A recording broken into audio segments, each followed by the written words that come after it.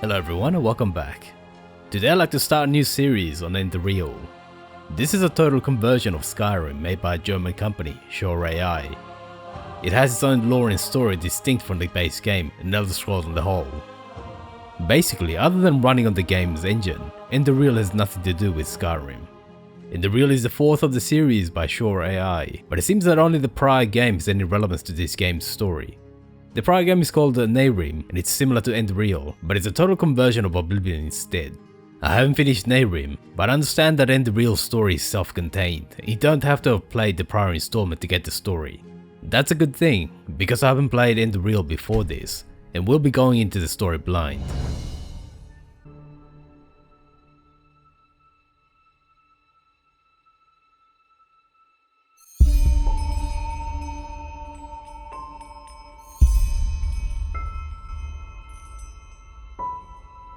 Home. Such a simple word, but so laden with meaning. Comfort, family, warmth. Those were some of the feelings that the word brought to mind. It had been a long trip back, but it was good to be home. Daddy was waiting for her. She heard the crackling of a fire.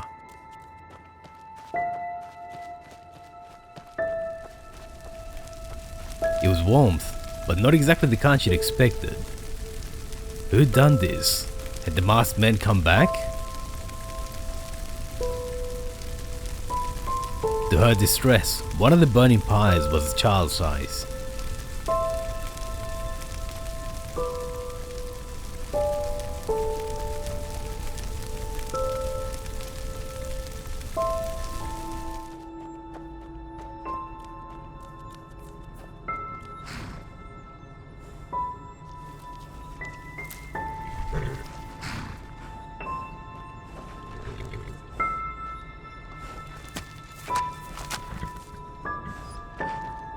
The scorch marks made it clear that fire had been the reason for the ruin of the house.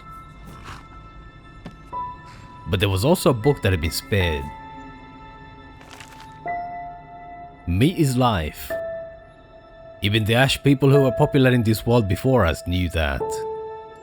Each time they killed an enemy in a battle, they tore out the liver and heart of the fallen and ate them together with the family. By doing so, just as everyone knows, the strength of the beaten enemy is passed on. But as we are living in a time in which eating fellows is nonsensically seen as barbaric, we, the friends of the bloody meat, have to settle for animal sources. Cannibalism was universally shunned. Well, almost universally it seems. If cannibals had moved into the place, that would explain much about the burning pyres in the burnt building. The statue of the Lightbringer stood tall against the crimson sunset, but just below it there was a commemorative shrine. There was a note below it. "O Lord, O Maker, I can hear you calling, I feel your love. I know about your sacrifice. Without you I am nothing, a twig on the currents of time, a sheep without shepherd. Free me from my vices and forgive me for my trespasses. Forgive too my wife and my child. Deliver me from my pains, and bless us with your everlasting mercy." The note spoke of loss, possibly of his wife and child. But who'd written it? Much had happened since she'd last been home, but the familiar sound of her father chopping firewood drew her. Was that blood on the chopping stump? Oh, hey there. I didn't see you coming. So, how did it go? Did you find it? Where are we? We're at home, silly. Where else would we be? Just Mommy, sister, you and me. Now tell me, how did it go? Did you find it? No? Pity. Maybe you're simply looking in the wrong places. Did you ever think of that? Oh well, who knows. Say, why don't you go inside and see if you can help Mommy with the cooking? The Creator was kind to us today and sent a big fat elk right in front of my bow. All right?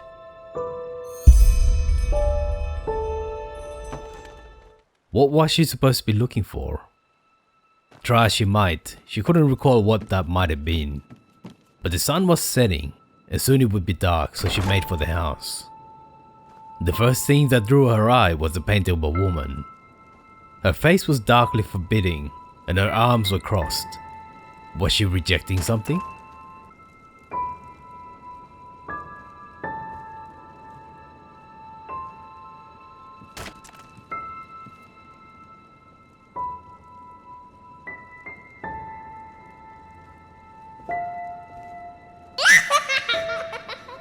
What was that? The sound of laughter tinkled across the room, but what should have been a joyful sound only sent chills down her spine. The house was well stocked. It seemed that the harvest had been bountiful this year. But why were her eyes drawn to the meat?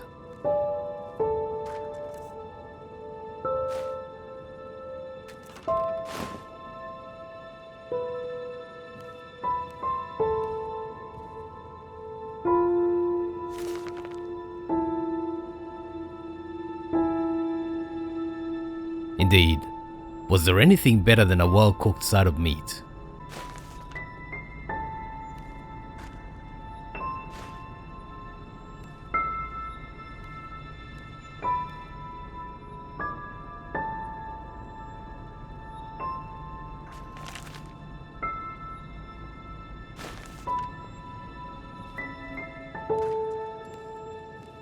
It had seemed like mere moments, but the night was already quite deep. The two moons were bright on the sky, almost seeming to smile down on her in welcome.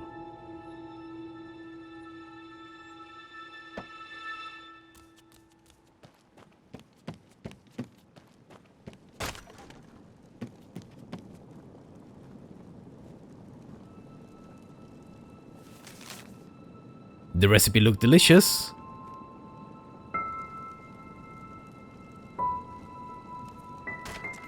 But the picture above the spice table drew her eye. Human anatomy above a cooking table.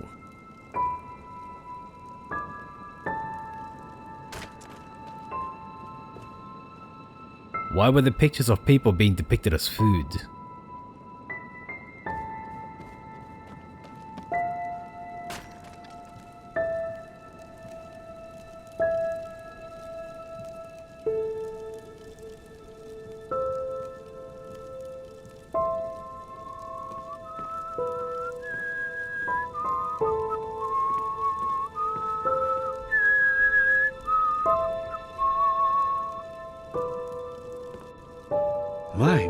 I totally forgot what a mess I left here.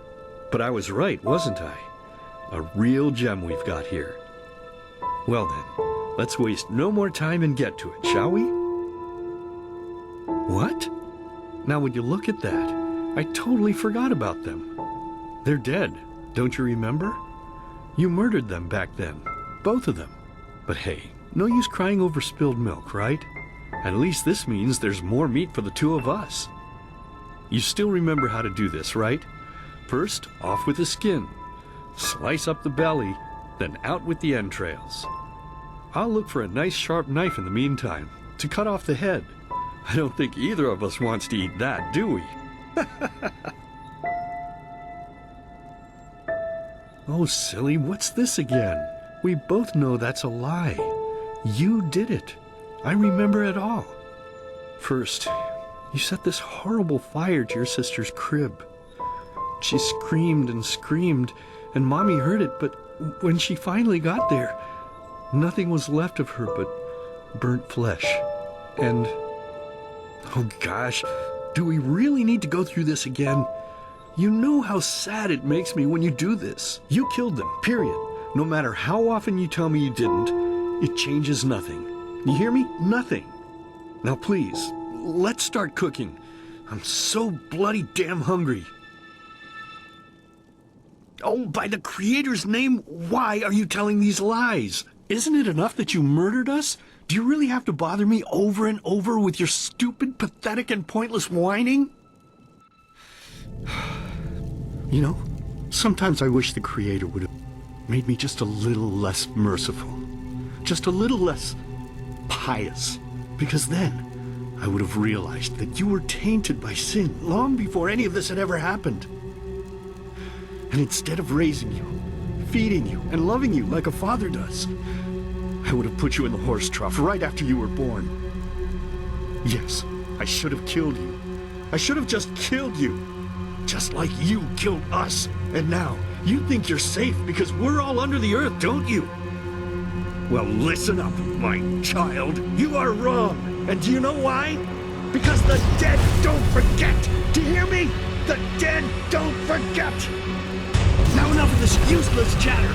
I'm bloody starving. Bring me the meat, you spoiled brat. Bring it to me. Bring me a nice crisp piece of meat. Bring me a nice crisp piece of meat. Bring me a nice crisp piece of meat. Bring me a nice crisp piece of meat. Bring me a nice crisp piece of meat.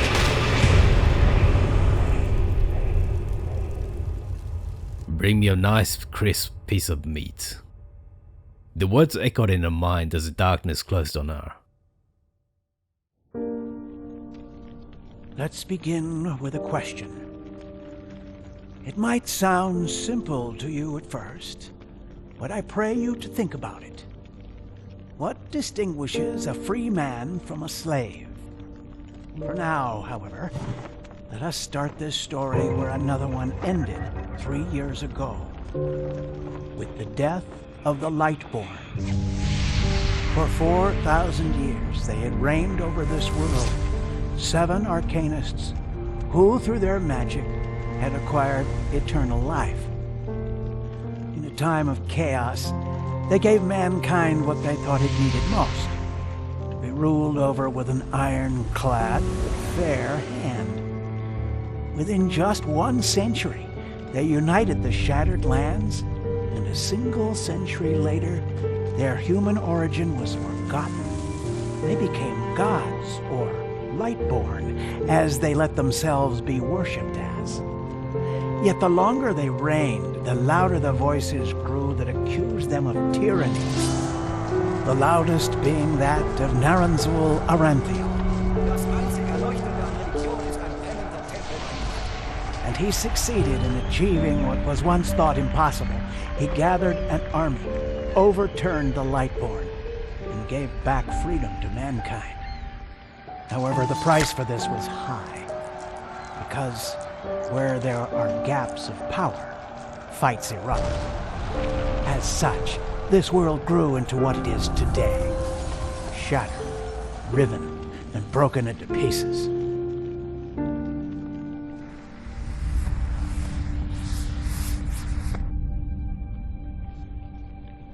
But all of this was merely a diversion, so that no one would notice something else. The death of the Lightborn had set something into motion, a clockwork, having long stood still. Its gears now once again slowly began to turn. This is the story of someone who wanted to be free.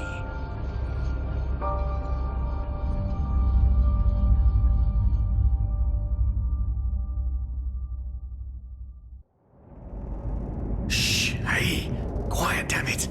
You wanna wake up the entire ship or what? Well, sorry. That was a bit harsh. I'm just nervous, that's all. It was that dream again, wasn't it? Uh-huh. Seriously, if we had a penny for every night since we met where you woke up screaming, we'd probably be traveling to EndeRAL in our own starship and... well, not like this. Some things never change, I guess. Do you ever ask yourself if maybe you blame yourself for all of this? For what happened to your family, I mean?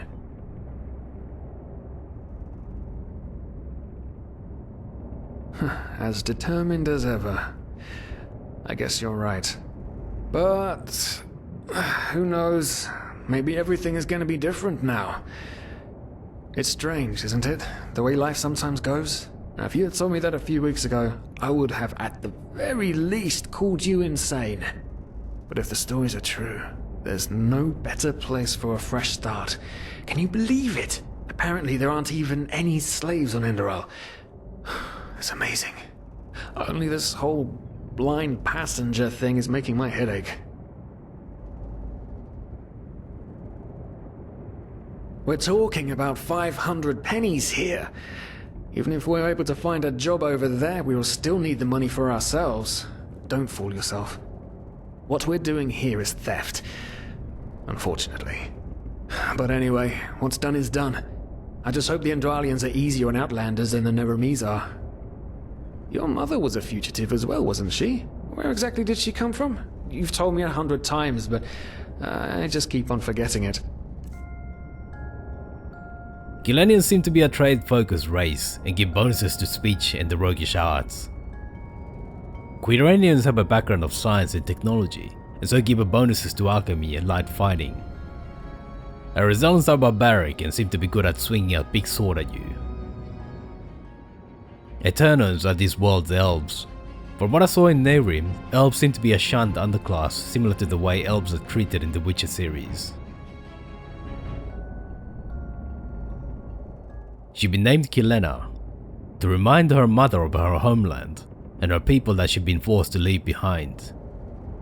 Ah, Kilei. She fled from that civil war the Black Crescent caused, didn't she? Ironic, isn't it? Seems some parents pass on their fates to their children. Anyway. Whew, I'm gonna hit the hay for an hour or so. It's your turn to stand... Wait. You hear that? Shit. Someone's coming! Women nowadays just don't want a man to guard them anymore. That's the problem. I tell ya, sometimes I long for the good old days, back when I could lift a skirt and nobody would bat an eye. Anyway, enough of the chit-chat. Now, where did I put that key? Oh, blazes, what do they want down here? The lamp! Quickly! Put out the lamp! Good. Now, quiet. Ah, here we go. Man, it smells like Vaughtier's balls down here. Say now, what's that chest supposed to look like? Small, with the crest of the Blue Island Coalition on it, I think. Ah, yeah, right. Black Guardian knows what the captain wants it for this shortly before arriving. You go look upstairs. I'll see if I can find it down here. Okay. Oh, shit. They don't leave us any choice. We need to do something quick. You take on the old guy, I'll take the young one. Go! Someone's there. Throw a hook to the face! Come on, dodge! You can do it!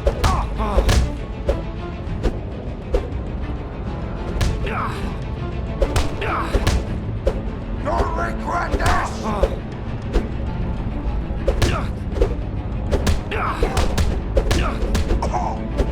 You'll regret this, you son of a bitch! Don't regret!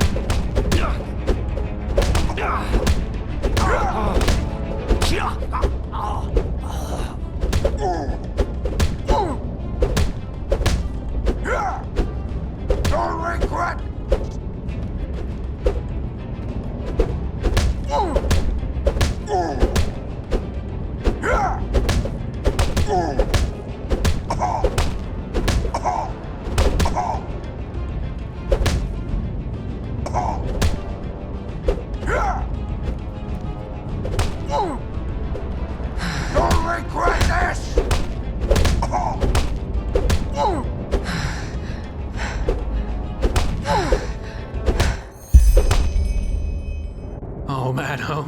Oh man. That wasn't part of the plan. Not at all. What in blazes are we going to do now? Yes, of course, that makes sense. One of them said it's not much longer until we arrive. With a little luck, no one will notice they're gone until then. Come on, help me search. There must be a rope or something. And I thought we were over the hump when we made it on board. It just can't ever be easy, can it?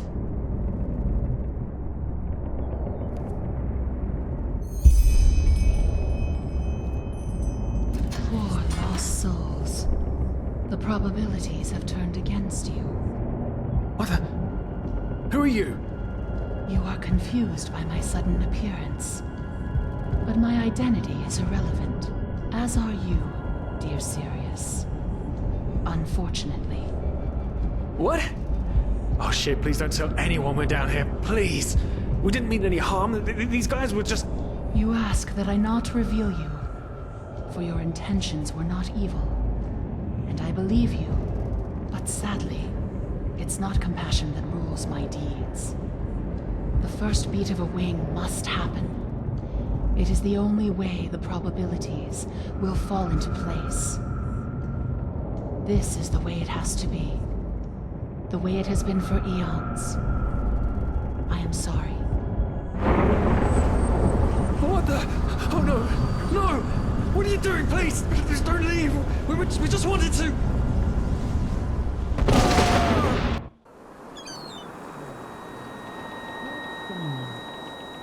After we had left Ostian, the two of you hid in the cargo and lived on our stocks. Then when Rick and Sebald found you, you gave them a beating. And all of a sudden, a veiled woman appeared and knocked you out with wild magic. Is that about it? Yes, I know it sounds crazy, but it's the truth. Please, my dame, we didn't have a choice. You've got to believe us, the war, we just wanted a second chance, that's all. A second chance. Yes, I think I understand you. You wanted to start a new life in a new land. And as my ship is one of the only ships still sailing the route since the wars, you were simply forced to board without paying. Yes, we could work for you, you know? We could scrub the deck, peel potatoes, anything to pay off our debt. And as soon as we've arrived... Heartbreaking. How truly, truly heartbreaking. But let's be honest. You did have a choice. You could have signed on like all the others did, but you didn't. Instead, you've nested on my ship like flesh maggots, enjoying the good life while my crew actually had to earn their keep. And now you're feeding me this bullshit about veiled women and wild magic? How stupid do you think I am? I know your kind. You are cutthroats, filchers. At least have the guts to admit it. What? No. You're wrong. Please, just let me explain. I don't give a shit for your explanations. If there's one thing I hate more than cowards, it's people trying to pluck my heartstrings. You two are scum. And there's only one kind of punishment for scum on my ship. Pull him up, Ruger. But Captain, they... Do it. Of course, Captain. I'm sorry, lad. You should have stayed in Nehrim. But... You can't do this. Oh, believe me, I can. No.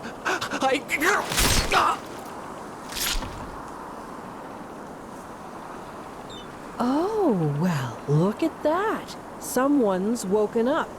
Rise and shine. Tie her and her comrade together and feed them to the fish. Good luck in your new life, friend.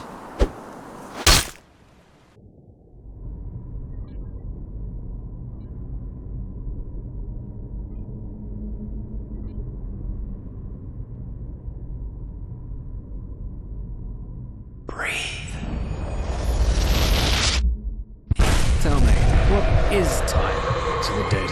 Dreaming anyway. So many people just talk, and never... How does it feel to be powerless? This is about your damn pride, Tina. I know I'm not real. At least not according to your definition. I know damn well I'm doing. It's just... There was nothing I could do. This isn't happening. But then again, this just isn't happening. What is reality anyway? Selfish fool!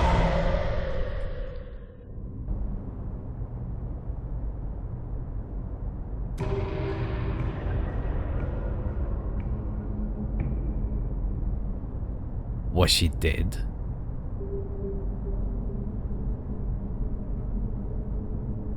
The skies were lit in an ominous crimson, but she was alone.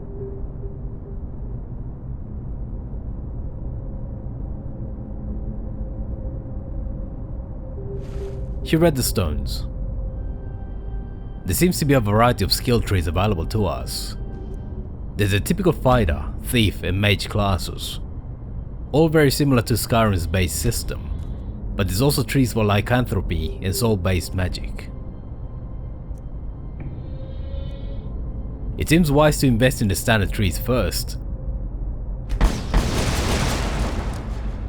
and a mercantile build seems suitable to Kelena's situation and background.